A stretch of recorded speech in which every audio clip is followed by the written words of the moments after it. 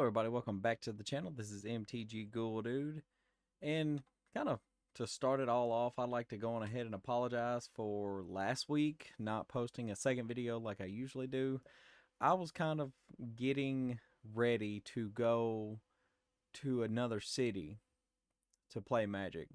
And it wasn't like a big, big tournament or nothing. It was really just a visiting one of my friend's game stores that he used to play at, that he has fun at, and they actually have a very robust CEDH scene. So I wanted to go on ahead and check it out and play a couple games with the people there. But while I was there, I took some cards that I did not need and had quite a lot of value. But I went ahead and traded those into the game store to get what I am about to show you guys now. But this is only like the first part of the video. The first part leads into the second part. So without further ado, let's go on ahead and get into the cards that I traded in for the cards that I traded for. And to start it off, we have this gorgeous Force of Will from Dominaria Remastered. I did not pick up a lot of Dom Remastered, and if I did, I didn't pick up enough to get a Force of Will. So I really wanted to put this into Wilhelt.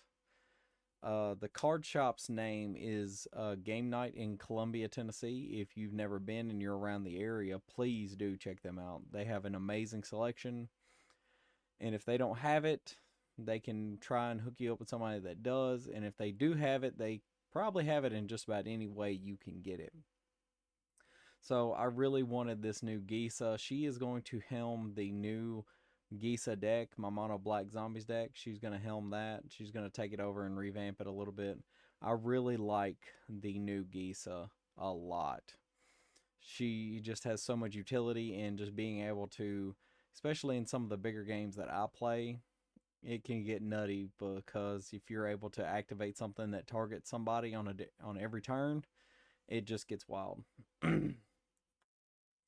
Unfortunately, the Grave Titan was a snap pickup. I seen it and I wanted to get it for the old Gisa because, sacrificing this to the old Gisa to make 6 2/2s was pretty good. And then it comes in with 2 2/2s by itself. So I might have to figure out what I'm going to do with this later, but it is what it is. I definitely wanted to get this Liliana Dreadhorde General, though, because with her static ability, which is whenever a creature you control dies, you draw a card. It's going to play very nicely with the one of the pieces I'm going to put that, well, it's actually already in the Gisa list that I have now, Ghoul Caller, that is going to change over into, it's going to float over into the new list. But we'll get onto that later on.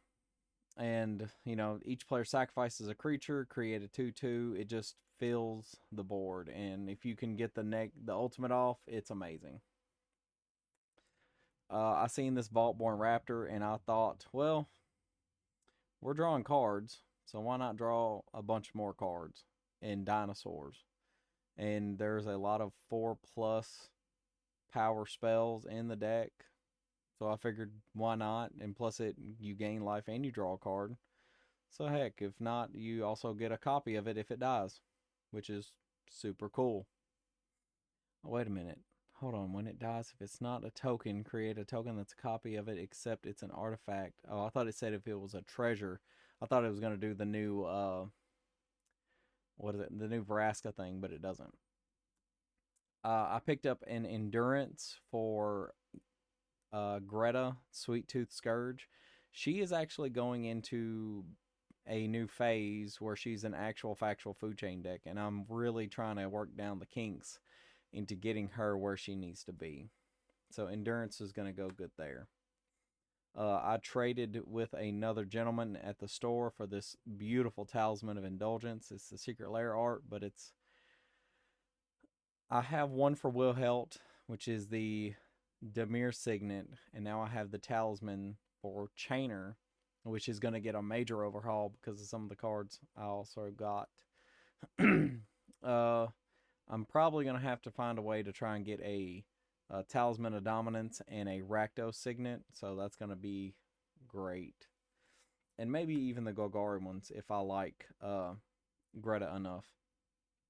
Orcish Bowmasters is going to be a great upgrade to Chainer because I didn't have one and now I do. Good in competitive EDH decks. This amazing first printing of Ragavan. I had not had one and I busted a little bit of Modern Horizons, but I didn't bust a lot of it. Modern Horizons 2. But in any other case, this is going to be a great include to Chainer. And then all of my really strong decks have the lands for them, the Surveil lands. So these are going to be awesome. Now on to the second part of this video, and I want to pose a question to you guys. How often do you guys update your decks? Or update, you make cards, swap out cards and everything, and you change your decks up, but you don't change up how you have it written down online. Well, let me just go on ahead and be honest with you. I don't have a lot when it comes to... I'm not very good with making the changes as it comes. Because, I have the Lathliss list. I have the Ghoul-Caller Gisa list, the Wilhelt list, the Ghalta, and all that other good stuff. And, I haven't really been keeping up with it like I should, because when I went and checked out Giada, oh boy, I was so behind on that one. Like, it wasn't even funny. Let's see, any other ones that I had that I hadn't updated. I probably need to update a name. Pakal, me and my nomies. Some of the other ones like Muldrotha, I'm gonna wait. Ooh, Phylath needs to be updated. But yeah, I'm waiting on to get stuff from Modern Horizons 3 for Muldrotha because it is an Eldrazi deck. So I thought that would be pretty good. Korvold probably needs an update. Lurrus, I'm sure there's some cats that come out that could probably update. And the one thing that I really wanted to talk about was Orvar. This Orvar list is back when it was still in its spirits, not in its CEDH-esque stage. So this one has no, like, the closest thing to representing the deck is the Sakashima. And what I think is funny is that Thassa's Oracle moved from Orvar to what is her name? Goodness gracious. Eruth, because she is a wizard. And then I took her out because, well, it's kind of not necessary to do those kind of things with that deck. So it moved into Wilhelt, which is a more streamlined deck. I call it tier 2 because it's not, by anybody's standards, a great fit for competitive, but it does have some really beautiful cards. Like that Force of Will is going in there. It's going to be great. I did get that Mind Break Trap that I pulled out of a pack and threw it in there. And as you can see, it looks pretty. It looks kind of tight. It looks like it's turning into a really good deck. But how often do you guys just really just upgrade your lists and really just make sure they're doing what they're supposed to do? Because I know for a while, this one had not been touched for a while. And then it comes to like other lists, my new ones, especially Lathliss. Lathliss had been updated for quite some time. I updated it now to where it's mostly the dragons and no landfall shenanigans. Ghoul-Caller Gisa probably won't be anymore. I'll change it to the Hellraiser and I'll make the adjust tweaks to get it to where it needs to be. Greta, Chainer, and Hello, so on and so on. But yeah, how often do you guys do it? Do you, like, I'll always have these lists that I made, even though that they're not around. But like, if that one I'll probably never build, I'll go on ahead and get rid of it. That one I probably need to go on ahead and change around, even though it ain't been seen a lot. But Korvold needs to be updated, and so on and so on.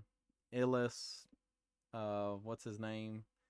Kenrith, all those can probably go to make room for what I actually have built, and so on and so on for the for the foreseeable future. But if there are any of these lists that you have seen that I've not put in their perspective videos, let me know down in the comments below, or I'll put them in the comments in this video so you guys can check them out.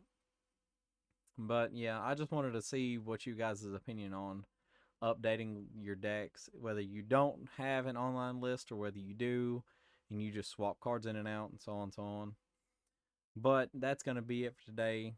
I really appreciate everybody that likes, comments, and subscribes to the videos, to the channel, and for the videos and everything, all the words.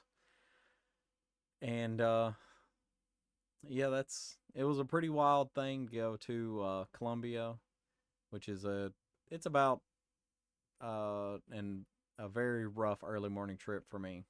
But my buddy drove and we had a great time, and we picked up some amazing cards, and they had a really good selection. Like I said, if you're around, just check them out, stop by, check them out. Or if you're blowing through Tennessee, just Columbia, Tennessee. It's not too far from Nashville, so I feel like you could kind of swing your way out that way. But that's going to be it, and I will see you guys next time in the graveyard.